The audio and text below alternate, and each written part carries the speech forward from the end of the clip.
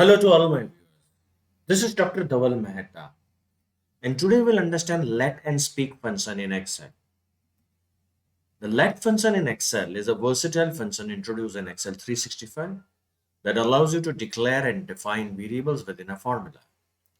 This helps improve formula readability, simplify complex formulas, and avoid repetitive calculations by storing intermediate results in the named variables. To understand let function, we will take one example in Excel workbook.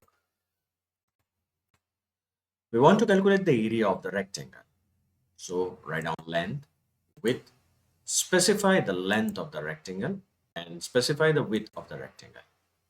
Now here you'll write down the let function. So in let function, let round bracket length, comma A2. A2 is just 5, so we are specifying A2, width, comma B2, comma area, which is length into width.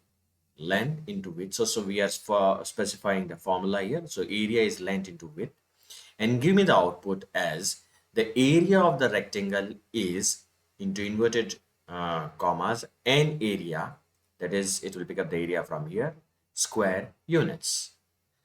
Now see how useful it is. Let me change it and make it 50. The area of the rectangle is 150 square units.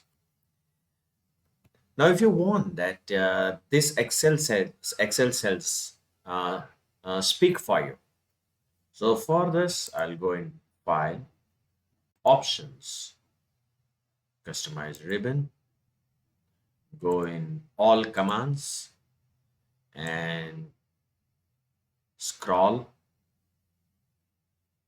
and there is a Speaking Cells option available. Speaking Cells. Yeah, Speak Cells.